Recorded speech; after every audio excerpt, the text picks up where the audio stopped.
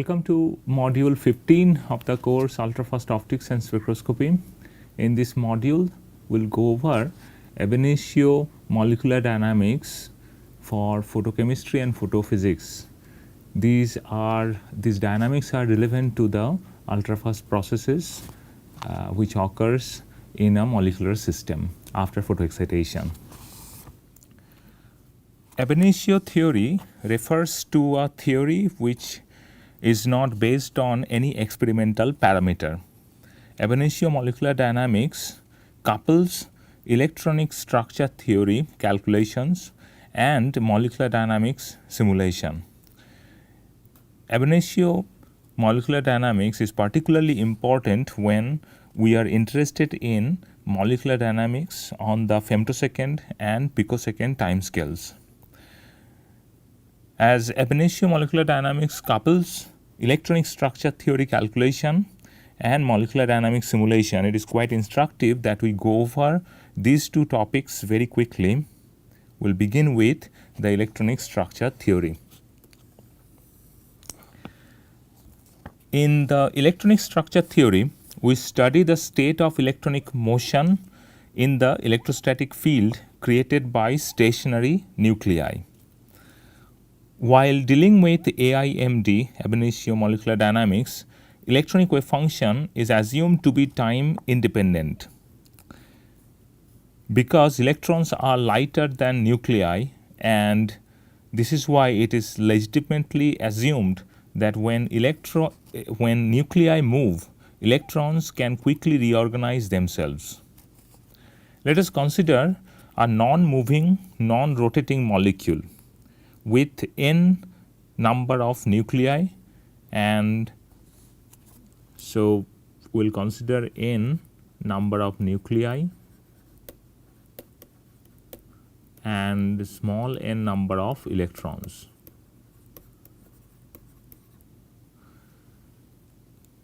And the molecule is non-moving, it's not moving.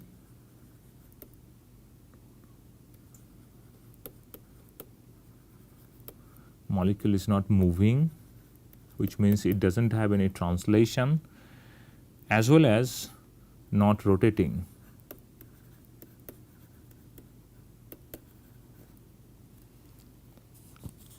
Then we can write the time independent Schrodinger equation as H psi equals E psi, that is the time independent Schrodinger equation for the molecular system, where H is the molecular Hamiltonian. H is molecular Hamiltonian.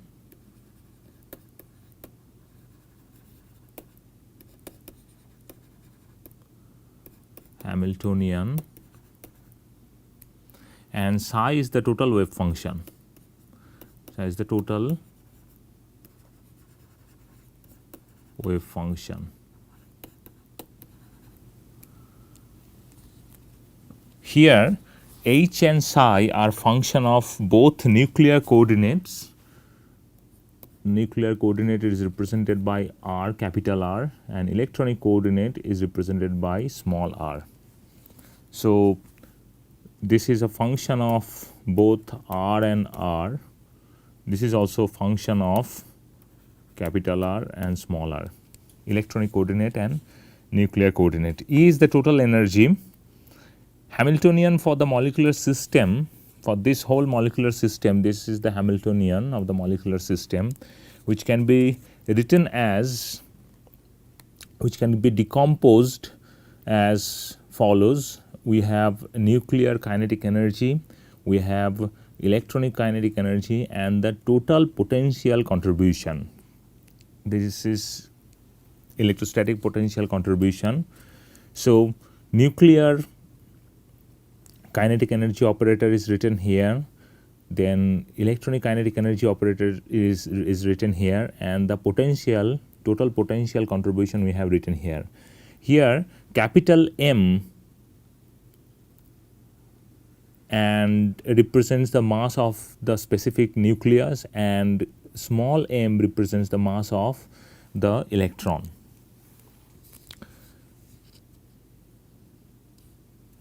the molecule is assumed to be not rotating and not moving in space.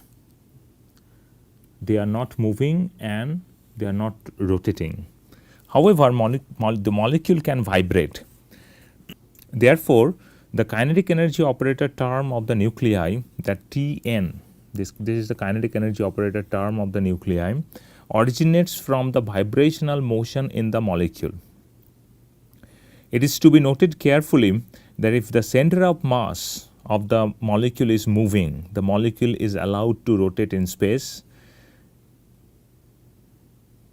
Additional terms coupling electron and nuclear rotation and translational motions arises, which are neglected in the present derivation. So, we are assuming that the molecule is not rotating, molecule is not not undergoing any translation, but it can undergo vibration. So, the molecular Hamiltonian, this molecular Hamiltonian, total molecular Hamiltonian, this can be now rewritten as follows. We have separated nuclear kinetic energy part and rest of the total potential as well as the electronic kinetic energy components has been included in this this H electronic Hamiltonian, where H electronic Hamiltonian is representing the kinetic energy operator for the electrons and the total potential including everything, potential which includes the electron interaction, electron nuclei interaction as well as nuclei interaction, all are included in the electronic Hamiltonian. This HEL is called electronic Hamiltonian, which does not contain any kinetic energy operator of the nuclei, but all other terms, this is why it is called electronic Hamiltonian. And we should note here that electronic Hamiltonian includes electron potential term, then electron nucleus potential term as well as nucleus potential term. All the potential terms are included in the electronic Hamiltonian. By setting the nuclear kinetic energy to 0, so when we say that nuclear kinetic energy is 0, which means this is 0, neglected nuclear kinetic energy.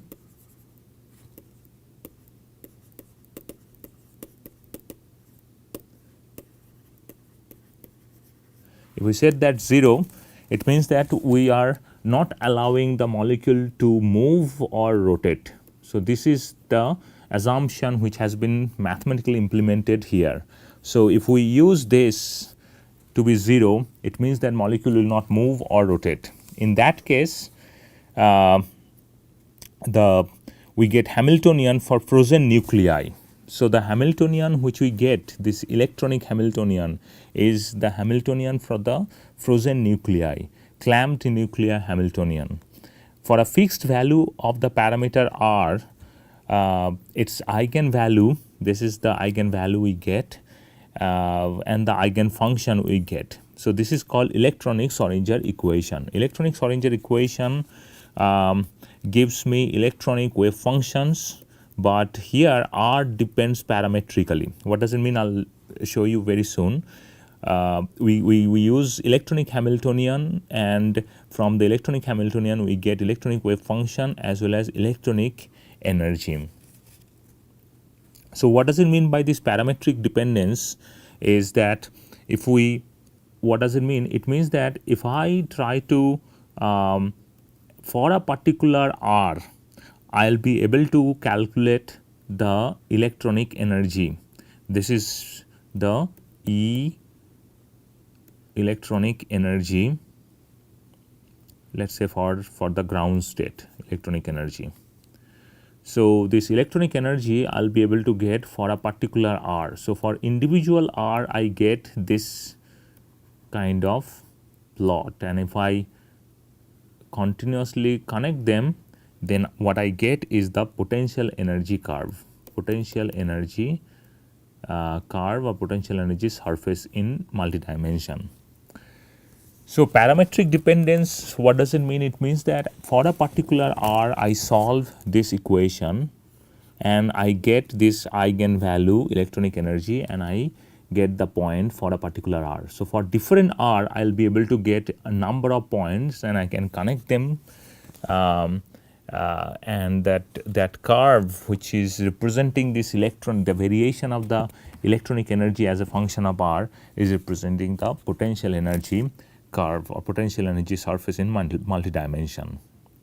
So, that is why the electronic Schrodinger, in the electronic Schrodinger equation, r has parametric dependence. It is not a variable. The variable is r in electronic Schrodinger equation. And so, electronic Schrodinger equation we get after setting the nuclear kinetic energy 0. This is the clamped Hamiltonian approximation.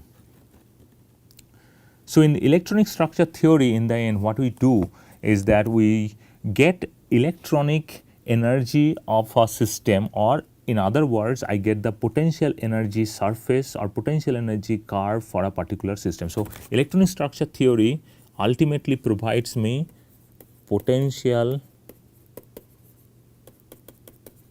energy surface or curve.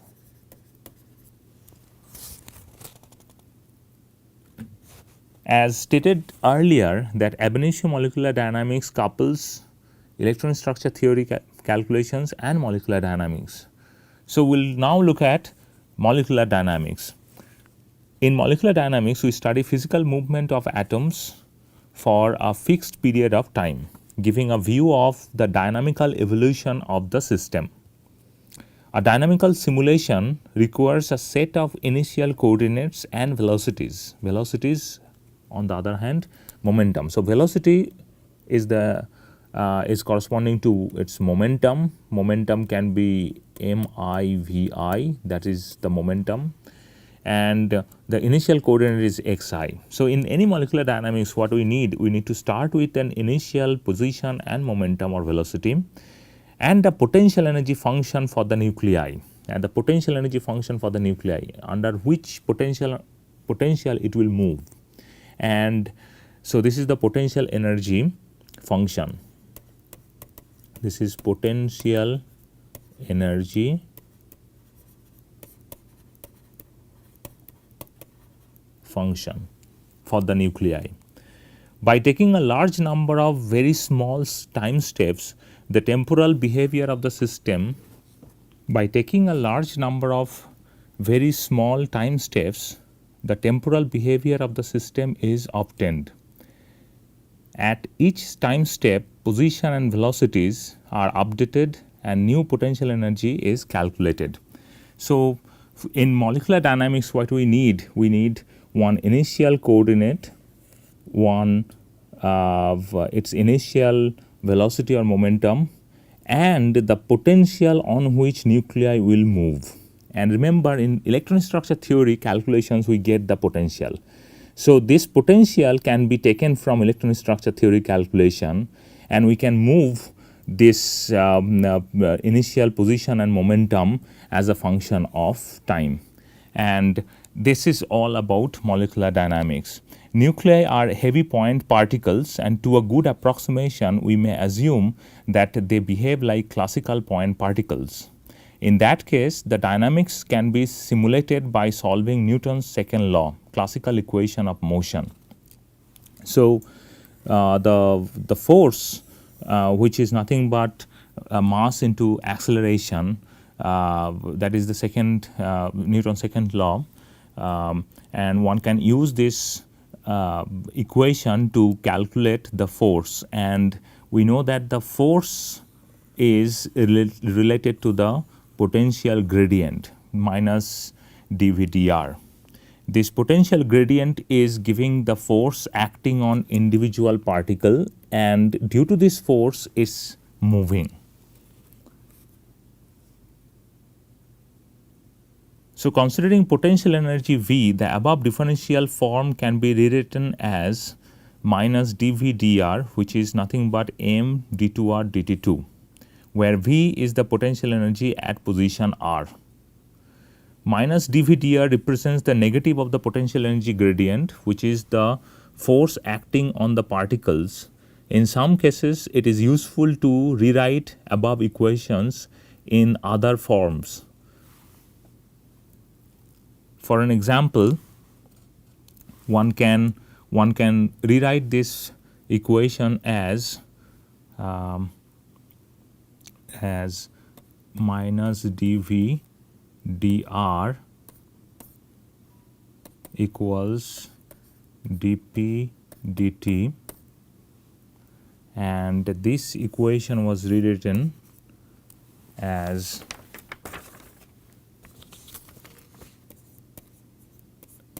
dr dt equals P by M, and we have seen that how to calculate next position after t plus delta t time, t naught plus delta t time, that we have seen already.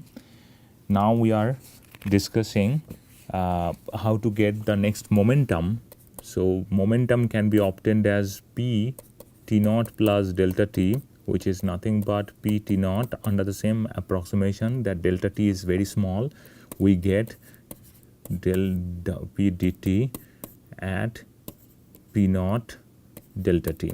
So this time derivative can be written as minus dV dr. So P t naught plus minus dV dr at P naught initial time delta t.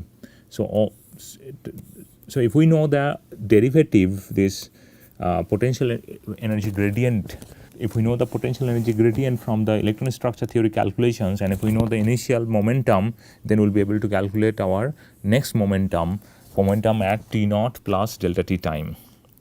And this is the way we get the temporal behavior of the next position momentum we get. Numerical implementation of this approach in molecular dynamics is called Verlet algorithm. We'll stop here and we'll continue this module in our next lecture.